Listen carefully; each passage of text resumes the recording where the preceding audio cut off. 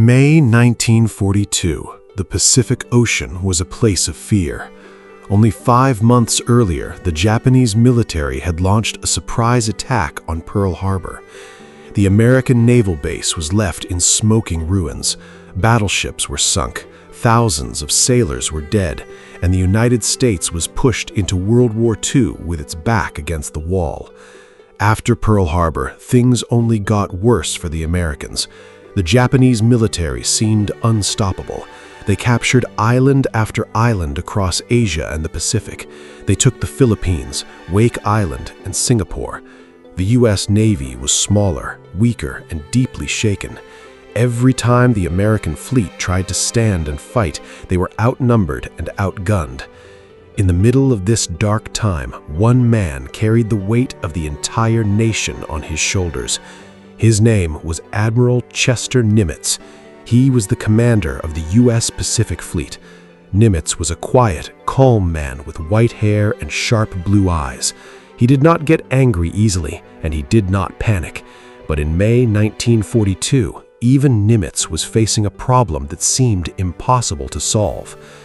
Deep inside a top-secret basement in Hawaii, American intelligence workers were listening to the radio. They were intercepting secret messages sent by the Japanese Navy. These messages were encrypted in a complex military code, but the Americans had recently broken parts of that code. The codebreakers discovered something terrifying. Admiral Isoroku Yamamoto, the leader of the Japanese fleet, was preparing a massive attack. He was gathering the largest naval force the world had ever seen. He had battleships, cruisers, destroyers, and most importantly, 4 large aircraft carriers. An aircraft carrier is like a floating airfield. In World War II, these ships were the most important weapons in the ocean. The planes on these carriers could fly for hundreds of miles, drop bombs, and sink enemy ships before the ships could even see each other. Whoever controlled the aircraft carriers controlled the ocean. Japan had 4 of these giant carriers ready for action. Admiral Nimitz looked at his own maps and realized the brutal truth. He only had 2 healthy carriers left in the entire Pacific, the USS Enterprise and the USS Hornet. 2 against 4. The math was simple and it was deadly. If Nimitz sent his 2 ships to fight Japan's 4, the American carriers would likely be surrounded and destroyed. But Nimitz could not just hide his ships. The codebreakers found out exactly where the Japanese were going. They were heading for a tiny, lonely piece of land in the middle of the ocean called Midway Island. Midway was just a small coral atoll with an airstrip. It looked like nothing more than a speck of sand, but its location was incredibly important. Midway was the gateway to Hawaii. If the Japanese captured Midway, their bombers could easily fly to Hawaii and attack Pearl Harbor again. Even worse, they could sail their ships right up to the west coast of the United States and threaten cities like San Francisco and Los Angeles. Admiral Yamamoto knew this. He did not just want to take the island, he was using Midway as bait. He wanted to force the American fleet to come out and fight. Yamamoto's goal was to trap the last American aircraft carriers, sink them to the bottom of the sea, and win the war in a single day. Nimitz was trapped in an impossible choice. If he stayed back and did nothing, Japan would take Midway Island and endanger the American mainland. If he went out to fight, his 2 carriers would face 4 Japanese giants, and the U.S. Navy could be completely wiped out. Nimitz paced around his office, looking at the charts. He knew that playing safe would mean a slow defeat. To win this war, he had to do something completely unexpected. He needed a 3rd aircraft carrier. He needed to find another giant ship to even the odds, or everything would be lost. And that was when he remembered the USS Yorktown.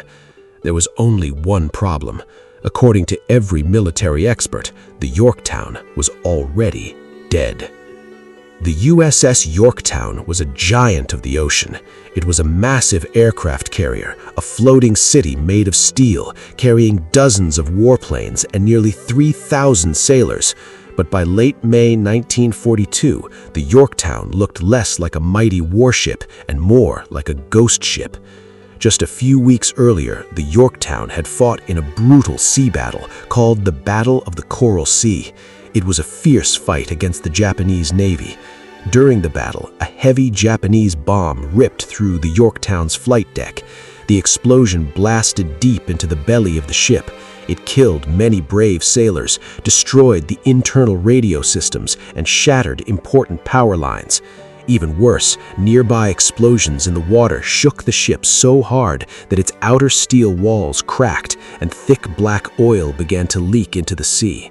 The Japanese pilots flew back to their carriers and reported that the Yorktown was sinking. The rulers of the Japanese military believed them. They crossed the Yorktown off their list. To them, the ship was dead, resting at the bottom of the Pacific Ocean. But the Yorktown did not sink. It was barely floating, but it was still alive. The exhausted crew worked night and day to keep the ship moving very slowly, leaving a long trail of oil behind it. The crippled ship limped across the ocean. On May 27th, it finally arrived at the naval base in Pearl Harbor, Hawaii. The top naval engineers and shipbuilders rushed to look at the damage. They walked through the burned rooms and looked at the twisted metal. After checking everything carefully, the experts gave their final report to Nimitz. They said the damage was too severe. To fix the Yorktown properly, the ship had to stay in the dry dock for at least 3 full months. Nimitz did not have 3 months. He did not even have 3 weeks.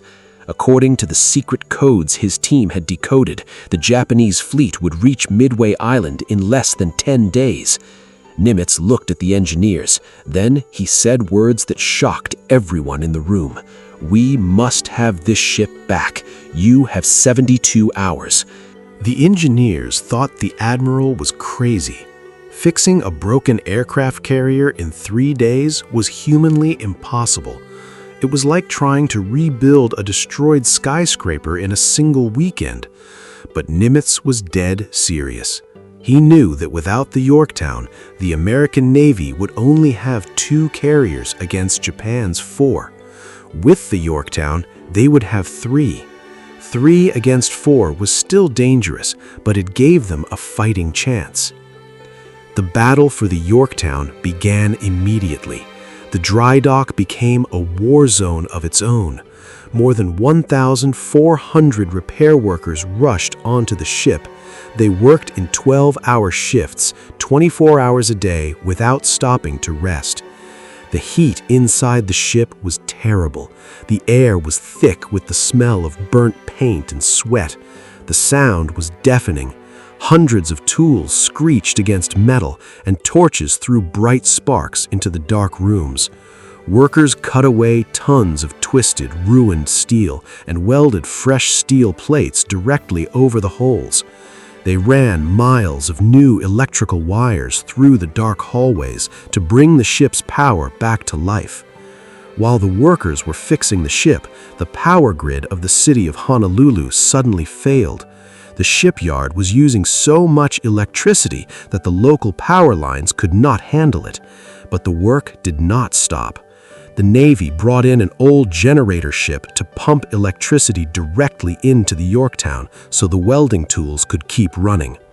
Sailors and workers were collapsing from exhaustion, but they kept going. They knew the fate of their country depended on this single ship. On May 30th, exactly 72 hours after entering the shipyard, the impossible happened.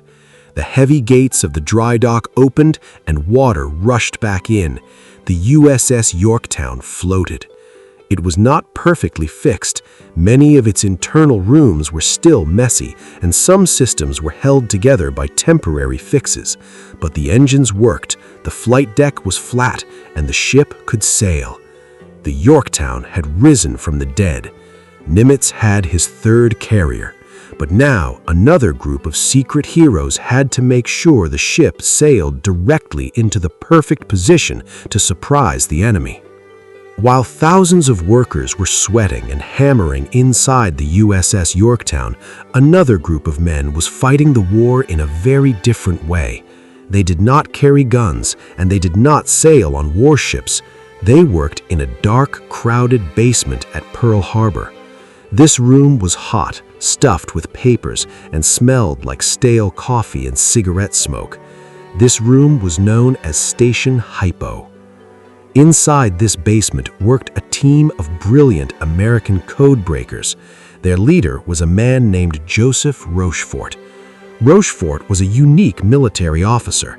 He did not care about uniform rules or military tradition. He often walked around his underground office wearing a red and blue bathrobe and comfortable old slippers.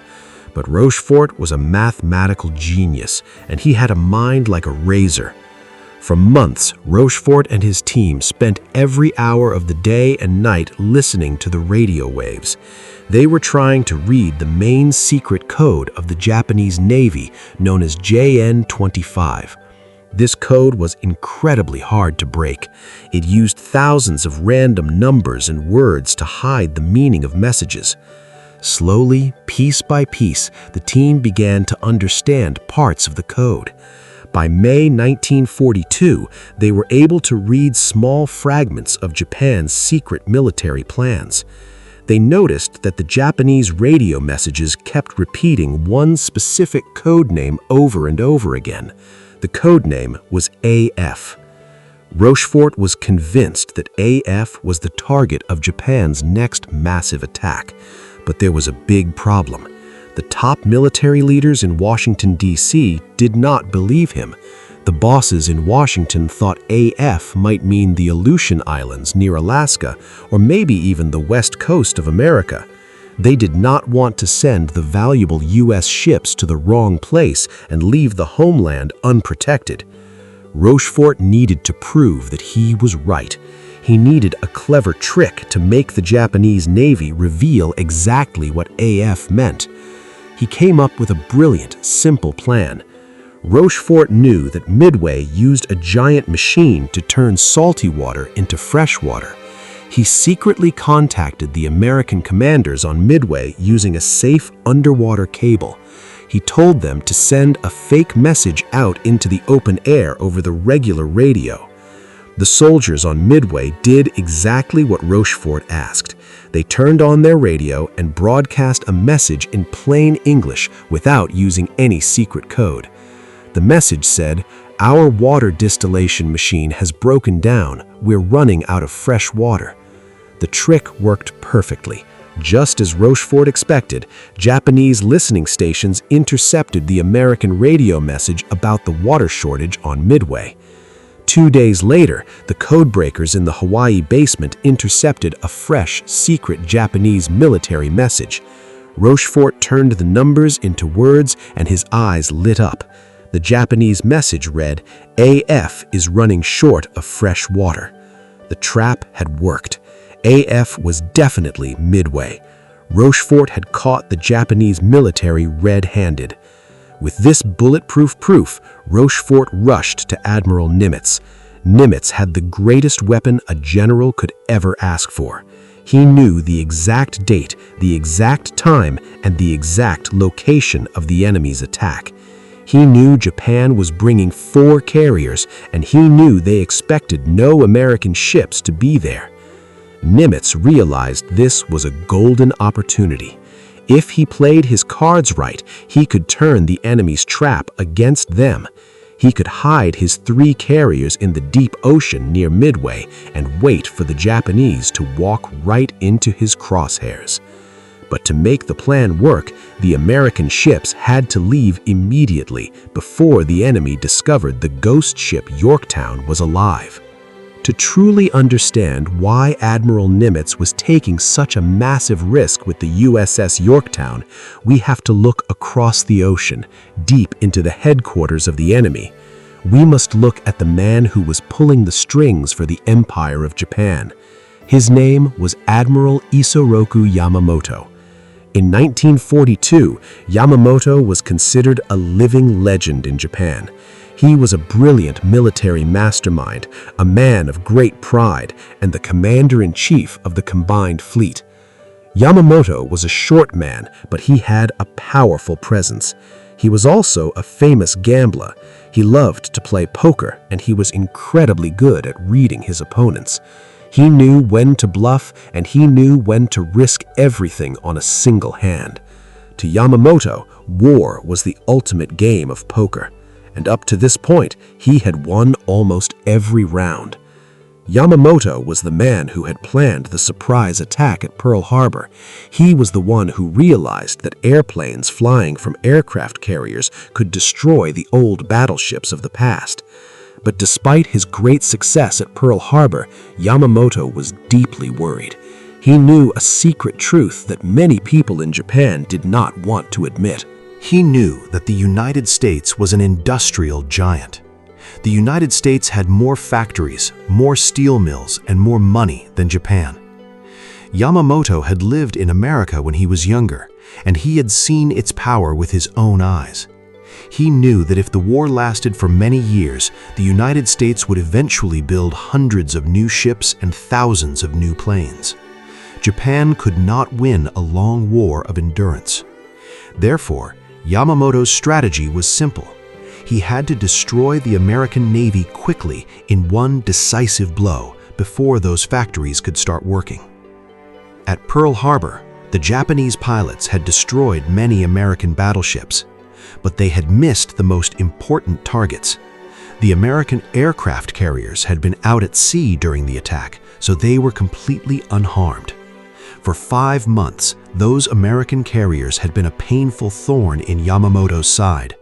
They were moving around the Pacific like ghosts, launching small hit-and-run attacks on Japanese islands.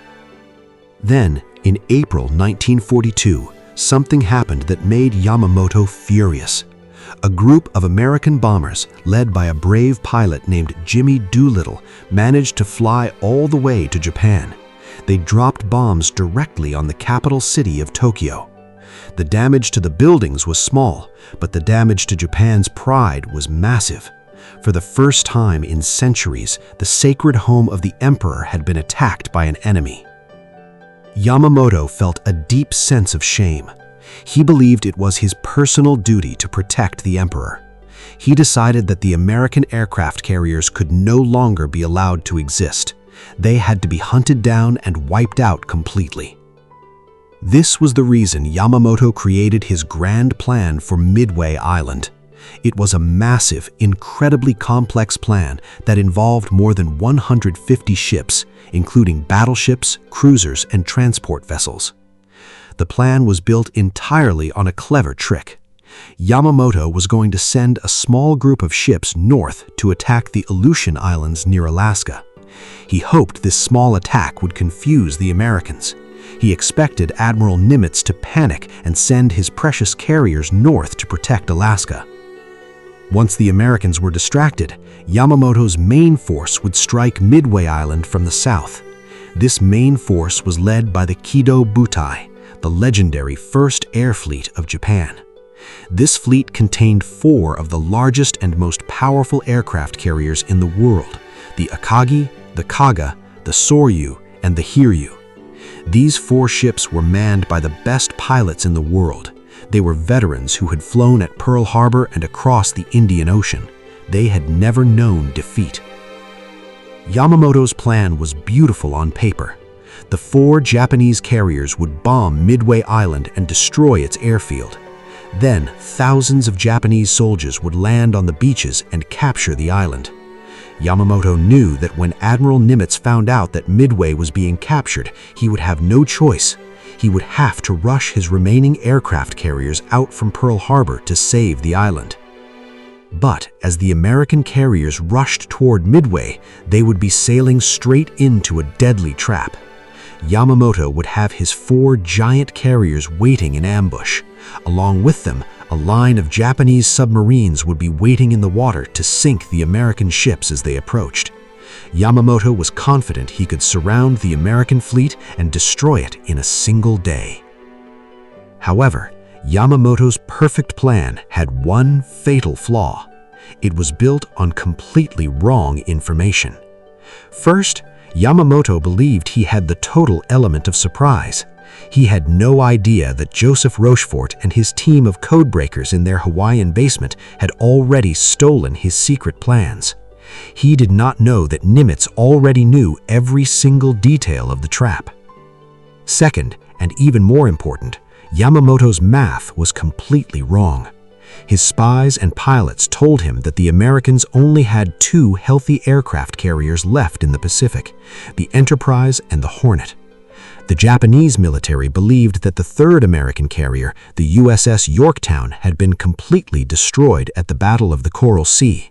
They were 100% sure that the Yorktown was resting at the bottom of the ocean, or at least trapped in a shipyard for months. Because of this, Yamamoto believed his 4 giant carriers would easily outnumber and overwhelm the 2 American ships. He was completely relaxed, full of confidence, and ready to celebrate a grand victory. He did not know that Admiral Nimitz was about to send a ghost ship into the battle line to change the rules of the game. By the final days of May 1942, the time for planning was over. The great machinery of war was moving. In the secret, dark waters of Pearl Harbor, the 3 American aircraft carriers prepared to sail out into the unknown. The sailors on board knew that something massive was coming, but most of them did not know where they were going. They could feel the heavy tension in the air. The Enterprise and the Hornet left the harbor first. They looked strong, clean, and ready for battle. But then, a day later, it was time for the ghost ship, the USS Yorktown, to follow them. As the Yorktown moved away from the docks, it was a strange and incredible sight. The ship was moving under its own power, but it was far from perfect. If you looked closely at the deck and the sides of the vessel, you could see that the work was not finished. Inside the deep rooms of the vessel, more than 100 civilian repair workers were still on board. They had not left when the ship cast off its lines. Instead, they stayed on the moving warship with their welding torches, hammers, and tools. As the Yorktown sailed down the channel and out into the deep blue waves of the Pacific Ocean, these workers were still sweating, still cutting metal, and still patching up the internal wounds of the ship. Only when the ship reached the open sea did small support boats come alongside to take the tired workers back to Hawaii. Admiral Nimitz watched his carriers leave from his headquarters on the shore. He had done everything he could. He had pushed his men to the absolute limit. He had used his code breakers to steal the enemy's secrets, and he had forced a broken ship back to life in just 72 hours. Now, the fate of the United States was entirely in the hands of his commanders at sea. Nimitz had placed his fleet under the command of 2 crucial admirals, Frank Jack Fletcher and Raymond Spruance.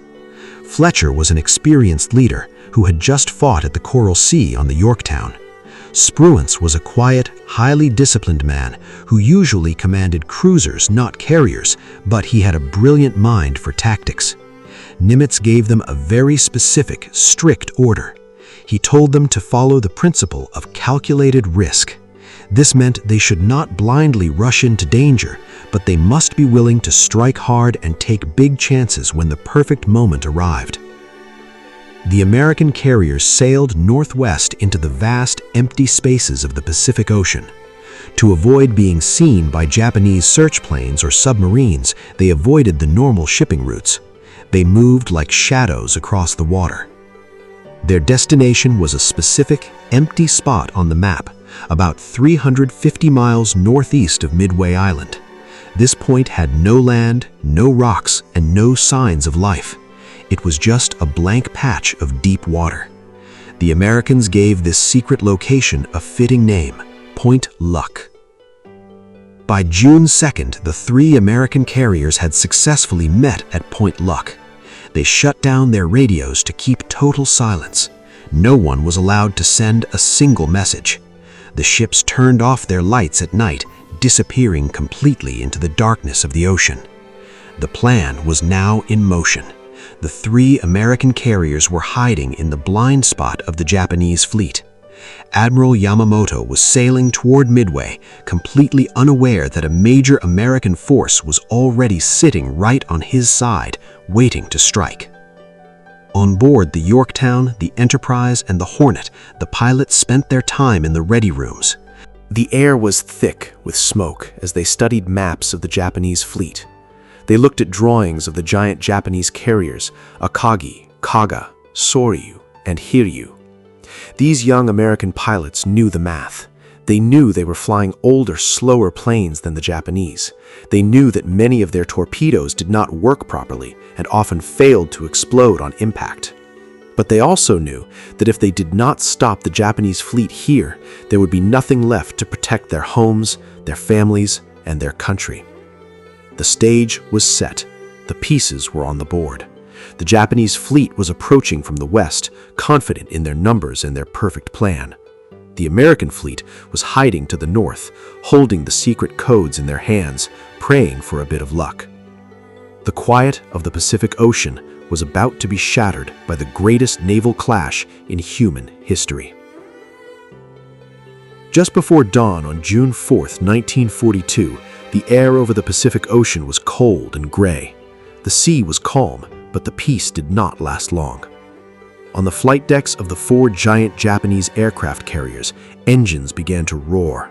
The powerful engines threw bright blue flames into the morning darkness. The Japanese commander, Admiral Chuichi Nagumo, was ready to strike. He was full of confidence.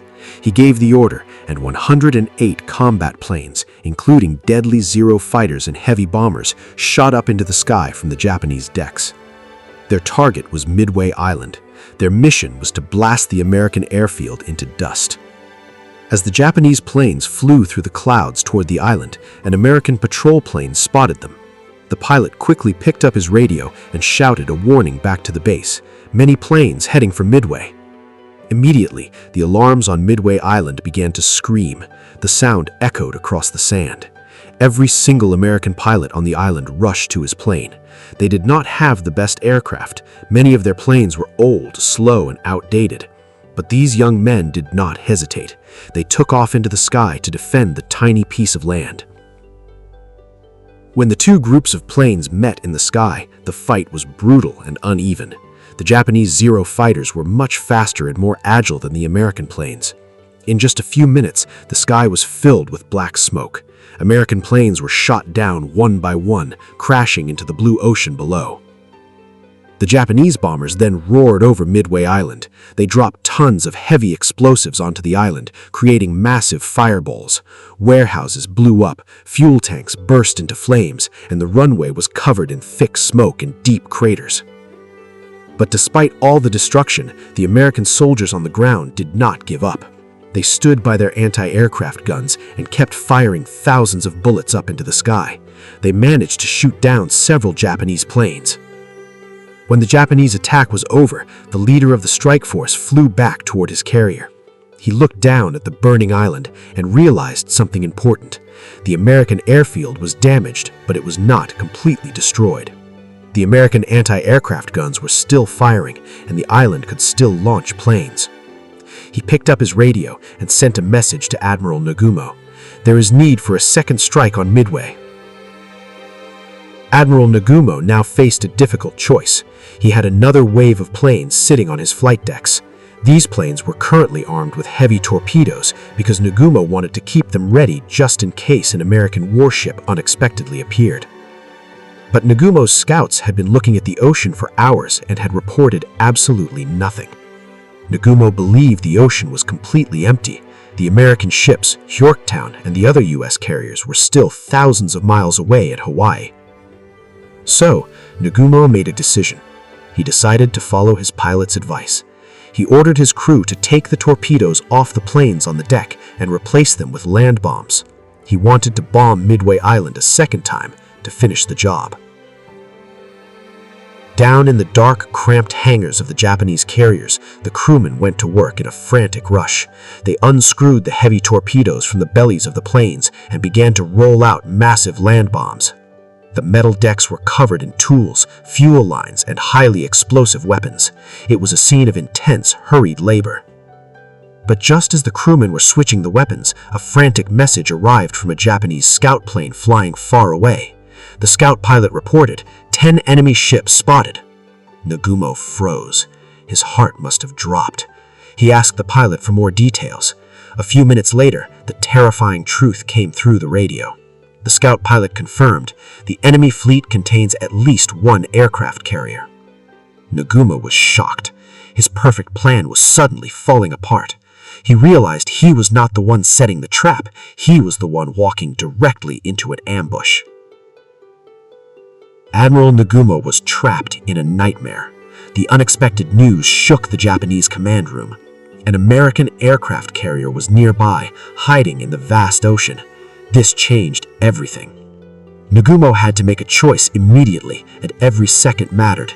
The planes he had sent to bomb Midway were now flying back to the fleet.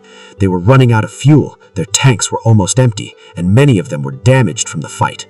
The pilots were calling over the radio, begging to land before they crashed into the sea. At the same time, the planes inside Nagumo's hangar decks were in total confusion. Because of his earlier order, the crew had been rapidly changing torpedoes for land bombs. Now, Nagumo changed his mind again. He stopped the work and ordered his men to take off the land bombs and put the heavy sea torpedoes back on the planes. He needed torpedoes to sink an American warship. This created absolute chaos below the decks. The Japanese crewmen were exhausted, sweating, and panicked. They did not have enough time to put the heavy land bombs back into their safe, protected storage rooms. To save time, they simply stacked the highly explosive bombs along the walls of the hangar decks right next to the airplanes. Fuel lines were left open, and the decks were covered in live ammunition.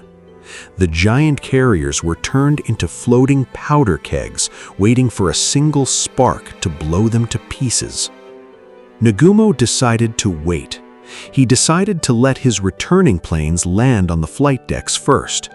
He wanted to gather his entire force, organize his formations, and launch a massive, perfect attack against the American carrier. He believed he still had time.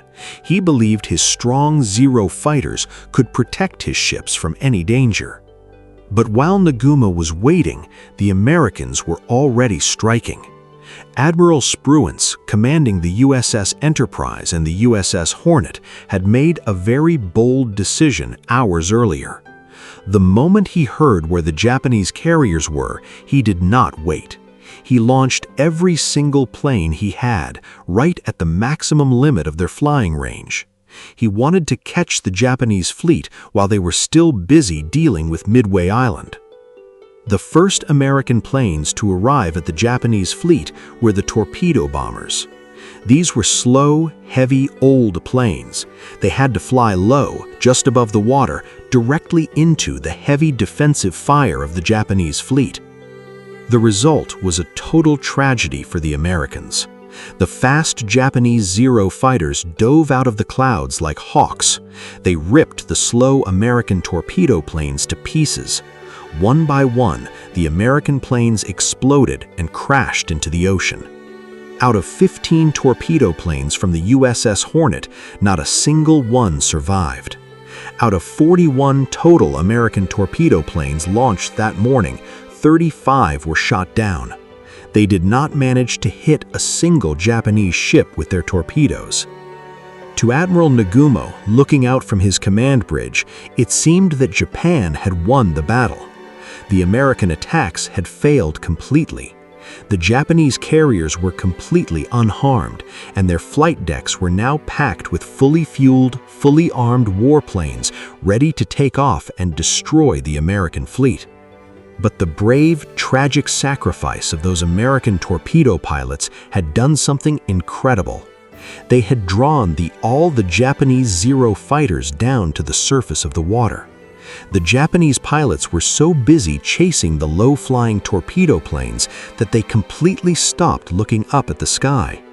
The space above the Japanese fleet was left completely open and unprotected. Nagumo thought he was minutes away from victory. He had no idea that high up in the white clouds, out of sight and out of mind, the real American trap was about to spring. At exactly 10:20 in the morning on June 4, 1942, the Japanese Empire was at the highest point of its power. Its 4 giant aircraft carriers were safe, their decks were crowded with deadly warplanes, and victory seemed certain. But just 5 minutes later, the entire Pacific War would change forever. High up in the sky, at 14,000 feet above the ocean, a group of American dive bombers was flying through the bright blue air. These planes belonged to the USS Enterprise, led by a smart and determined officer named Wade McCluskey. For hours, McCluskey and his pilots had been searching the empty ocean. Their fuel gauges were dropping dangerously low, approaching the point of no return. If they did not find the enemy soon, they would run out of gas and crash into the sea. Suddenly, McCluskey looked down and saw a thin white line on the dark blue water. It was the wake of a lone Japanese destroyer sailing fast. McCluskey made a quick decision. He decided to follow the direction of the ship. A few minutes later, he looked through the clouds and saw a magnificent, terrifying sight. There, spread out across the ocean like giant toys, were the 4 primary aircraft carriers of the Japanese fleet. McCluskey picked up his radio and gave the order to attack. The American pilots did not hesitate. They pushed their planes forward, pointing their noses directly at the ocean below, and went into a near vertical dive. They were rushing down at nearly 300 miles per hour straight towards the enemy. Because the Japanese Zero fighters were all low down near the water chasing the torpedo planes, no one saw the dive bombers coming until it was too late. The lookouts on the Japanese ships looked up and screamed in terror as the American planes came roaring out of the sun. The first target was the Kaga. An American pilot dropped a heavy 1,000-pound bomb that hit the deck right near the ship's bridge, instantly killing the captain and top officers. 3 more bombs ripped through the flight deck, crashing into the hangar below. The hangar of the Kaga was packed with fully fueled airplanes and rows of loaded bombs that had been left out on the floor. The American bombs caused a massive chain reaction. The aviation fuel exploded into giant rivers of fire, and the Japanese bombs blew up one after another. In less than a minute, the mighty Kaga was turned into a raging furnace of black smoke and fire. At the exact same time, another group of American dive bombers, led by a brave pilot named Max Leslie from the resurrection ship, the USS Yorktown, targeted the Soryu. They dropped 3 heavy bombs with perfect precision. The explosions tore the flight deck apart and flipped Japanese planes upside down, igniting their fuel tanks. The Soryu stopped dead in the water, covered in thick, toxic smoke as secondary explosions ripped its inside rooms to pieces. A third group of bombers targeted the flagship, the Akagi. A bomb dropped by a pilot named Dick Best crashed right through the middle of the flight deck and exploded inside the crowded hangar. Just like the other ships, the open fuel lines and stacked weapons blew up instantly. The commander, Admiral Nagumo, was forced to abandon his burning flagship as the fires grew completely out of control. It was an unbelievable disaster for Japan. Between 10:22 and 10:27 a.m., in just 5 golden minutes, 3 of the 4 legendary Japanese aircraft carriers had been destroyed. The pride of the Japanese Navy was burning, melting, and sinking into the deep waters of the Pacific. The American trap had worked perfectly. The gamble Nimitz took was paying off. But the battle was not over yet. One Japanese carrier had escaped the fire, and its pilots were already flying out into the ocean looking for revenge. The 4th Japanese carrier, the Hiryu, had been sailing a few miles away from the other 3 ships when the American bombers struck. Because of this distance, it escaped the deadly rain of bombs. Its commander, Rear Admiral Tamon Yamaguchi, looked across the smoking water at his 3 burning sister ships. His heart was filled with fury, but he did not panic. He knew that Japan's only hope for survival was to find and destroy the American carriers immediately. Yamaguchi gave the order, and the Hiryu launched its remaining planes. These were elite, highly experienced pilots flying dive bombers and fast Zero fighters. They followed the path of the returning American planes, tracing them back through the wide blue sky. Their target was the USS Yorktown. On board the Yorktown, the crew was working hard to prepare their own planes for a second attack when their radar suddenly picked up a terrifying signal.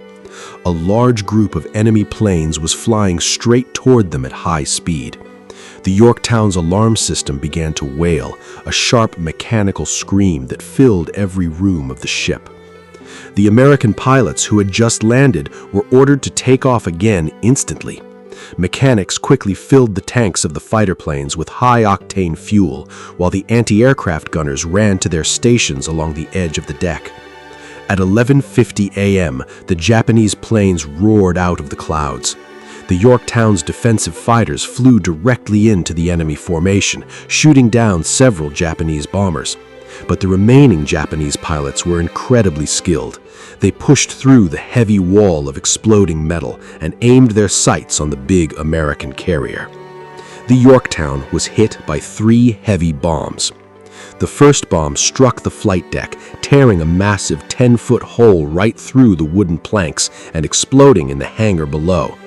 The second bomb smashed into the ship's island structure, killing several gunners and filling the bridge with thick smoke. The third bomb ripped deep into the internal rooms of the ship, blowing up the chimneys and knocking out 5 of the ship's 6 giant boilers. Suddenly, the Yorktown lost all power.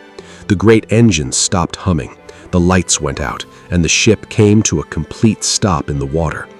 The ghost ship was dead, dark and vulnerable, with thick black smoke rising into the sky. To the Japanese pilots flying away, the Yorktown looked like a ruined, sinking wreck. They flew back to the Hiryu and proudly reported that they had successfully destroyed an American carrier. But they did not know the spirit of the Yorktown's crew. The moment the attack stopped, the damage control teams went to work with incredible speed. They didn't care about the smoke or the danger. Armed with heavy fire hoses, they rushed into the burning rooms below the deck and put out the fires. Engineers worked in the dark, sweating in the intense heat, patching up the broken steam pipes. Within just 1 hour, they managed to fix 2 of the boilers and get the ship's engines running again. Up on the flight deck, repair teams used thick wooden planks and quick-drying cement to patch the massive hole. They worked so fast that by 1:30 p.m., the deck was smooth enough to land airplanes again. To make the ship less of a target, the captain ordered the fuel lines to be filled with safe carbon dioxide gas to prevent more fires. When a second wave of Japanese planes arrived a short time later, they looked down at the ocean and saw a clean, fully functional American carrier moving smoothly at 20 knots. Because the Yorktown looked so perfect, the Japanese pilots assumed this must be a completely different, undamaged American carrier, either the Enterprise or the Hornet. They attacked again with absolute fury, dropping heavy sea torpedoes into the water. 2 torpedoes smashed into the Yorktown's left side, ripping open the hull and cutting all electrical power once more. The ship began to tilt dangerously to one side, leaning over further and further into the water. Believing the ship was about to flip over and sink, the captain finally gave the heavy order, "Abandon ship." The sailors slipped down lines into the warm water, looking back at their beloved ghost ship, which was floating silently, dark and heavily leaning, but still refusing to go down. The Japanese pilots flew back to the Hiryu, celebrating because they believed they had now sunk 2 different American carriers. They believed the battle was won. They had no idea that the other 2 American carriers, the Enterprise and the Hornet, were completely untouched, hidden in the distance, and already loading their bombs for the final, killing blow. As the afternoon sun began to drop toward the horizon, the Hiryu stood alone. It was the last surviving piece of the proud Japanese carrier force that had set out to conquer Midway. Its crew was exhausted, but spirits were high. The pilots truly believed they had knocked 2 American carriers out of the fight. They were preparing a final strike to finish off whatever remained of the U.S. fleet. But American scouts were still hunting. At 3:30 p.m., a scouting plane from the Enterprise spotted the Hiryu sailing through a patch of clear weather. The message flashed back to Admiral Spruance. The last Japanese carrier had been found. Spruance did not waste a single second. He ordered every available plane into the air. A strike force of 24 dive bombers, including several planes that had flown from the Yorktown before she was abandoned, roared off the deck of the Enterprise. They carried no fighter escorts. The sky was darkening, fuel was low, and this was their one shot to end the threat forever. On board the Hiryu, lookouts suddenly spotted the American planes descending at 5 p.m. The carrier's captain turned the giant ship hard to the left, twisting through the water to avoid the attack. The first few American bombs missed, throwing massive geysers of white water around the vessel. Then, the Yorktown pilots arrived overhead. Carrying a deep desire for revenge for their stricken home ship, they aimed straight for the Hiryu's deck. 4 heavy bombs struck the Japanese carrier in rapid succession. The explosions were catastrophic. The forward section of the flight deck blasted upward, collapsing completely into the hangar below. The blast waves tore through the ship's lower levels, fracturing fuel lines and detonating the bombs inside the hangar. The Hiryu became a raging inferno. The heat grew so intense that the steel decks began to melt and warp. For hours, the crew fought the fires in pitch darkness as power failed throughout the ship, but it was a losing battle. The magnificent carrier was transformed into a floating coffin. Deep in the night, realizing the ship could not be saved, Rear Admiral Yamaguchi gathered his remaining men on the deck. He looked at them through the smoke, thanked them for their bravery, and ordered them to abandon ship. Yamaguchi and the ship's captain chose to stay behind, binding themselves to the bridge to go down with the vessel. As the first light of June 5th broke over the horizon, a Japanese destroyer fired torpedoes into the burning hull of the Hiryu to prevent it from falling into enemy hands. The last Titan of the Japanese strike force slipped beneath the waves, taking the pride of the Imperial Navy down into the deep. While the last Japanese carrier was burning, the USS Yorktown was still floating silently on the calm water. It looked like an empty ghost ship tilting far to one side, completely dark and quiet. The ocean around it was covered in black oil and broken pieces of wood. By the morning of June 6, 1942, the American commanders realized something amazing. The Yorktown had not sunk. Despite taking 3 heavy bombs and 2 massive torpedo hits, the tough steel hull of the ship refused to go down. It was still fighting to stay alive. A brave group of 141 crew members, led by Captain Elliot Buckmaster, decided to return to the tilting deck. They climbed up the side of the ship, knowing it could flip over at any second. They had a clear goal. They wanted to save their ship and tow it back to Hawaii. The work was dangerous and exhausting. The men worked in small groups, cutting away heavy anti-aircraft guns on the high side of the ship and throwing them into the ocean to balance the weight. They pumped water out of the flooded rooms and tried to patch the giant holes in the hull. A small support ship, the USS Vireo, attached a thick steel cable to the Yorktown's nose and began slowly dragging the giant carrier to safety at just 3 miles per hour. To protect the vulnerable carrier, a destroyer named the USS Hamon pulled right up against the Yorktown side. The Hamon provided electrical power, fresh water, and extra men to help fight the lingering fires. For hours, it looked like the ghost ship was going to survive its second miracle. But danger was hiding right under the surface of the water. A Japanese submarine, the I-168, had been moving quietly through the dark depths for hours. The submarine captain looked through his periscope and spotted the perfect target, the giant, slow-moving American carrier. He lined up his shot and fired 4 heavy torpedoes. On the deck of the Yorktown, a lookout suddenly spotted the white lines of bubbles rushing through the water. He screamed a warning through his megaphone, "Torpedoes coming!" It was too late. The ships could not move fast enough to escape. One torpedo struck the small destroyer USS Hammond right in its middle. The explosion was so powerful that it snapped the destroyer in half. It sank into the deep blue water in just 4 minutes. As the Hammond went down, its deep water explosives blew up under the surface, creating a massive shockwave that rattled the Yorktown's hull and killed many sailors swimming in the water. 2 more torpedoes slammed directly into the wounded side of the Yorktown. The impact ripped open new holes, destroying all the hard work the repair teams had done. Captain Buckmaster looked at the damage and realized the sad truth. The Yorktown could not take any more. He ordered everyone off the ship for the final time. The men watched from nearby rescue vessels as the night passed. Just after dawn on June 7th, the Yorktown began to tilt further and further to its left side. The great flight deck, where so many brave pilots had taken off to save Midway, dipped beneath the waves. There was no explosion. The ship did not burst into flames.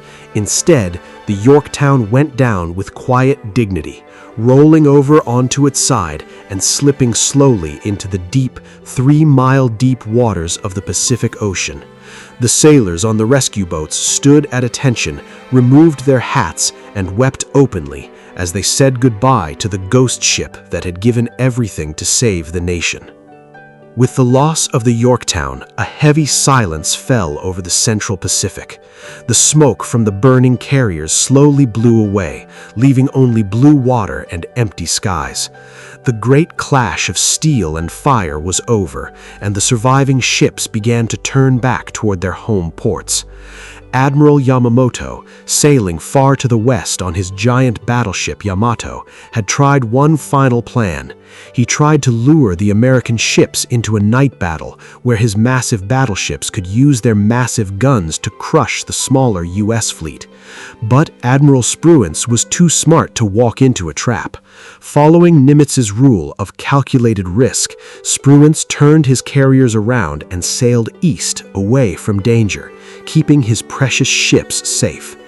When Yamamoto realized the Americans were gone, he stood on the bridge of his ship in silence. He knew the terrible truth. He picked up his radio and sent out a short, painful message to his entire empire. The Midway operation is canceled. The cost of the Battle of Midway was staggering, especially for the Japanese Empire. In just a few days of fighting, Japan had lost 4 of its finest aircraft carriers, the Akagi, Kaga, Soryu, and Hiryu. They also lost a heavy cruiser and over 250 combat planes. But the biggest loss was something money could not buy. Over 3,000 Japanese sailors and elite pilots were dead. These were the highly trained, experienced men who had spent years practicing their skills. They could never be replaced. The United States had paid a heavy price too. The brave ghost ship USS Yorktown and the destroyer USS Hammond were sitting at the bottom of the ocean. About 150 American planes had been shot down, and over 300 American soldiers, sailors, and pilots had lost their lives. But compared to what Japan had lost, the American victory was total and absolute. Before June 4, 1942, the Japanese military machine seemed completely invincible, moving across the Pacific without pause. In the span of just a single morning, that illusion of invincibility vanished into the deep ocean waters alongside the Akagi, Kaga, Soryu, and Hiryu. Though years of brutal island-by-island fighting still lay ahead, the strategic initiative had shifted definitively. The United States had survived its darkest hour, halted the enemy advance, and begun the long, inevitable march toward peace.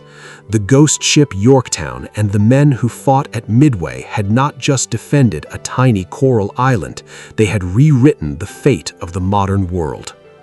If you want to see more untold stories of history brought to life, make sure to hit that subscribe button and turn on notifications. Drop a comment below. What do you think was the single most critical moment of the Battle of Midway? Thank you for watching, and we'll see you in the next documentary.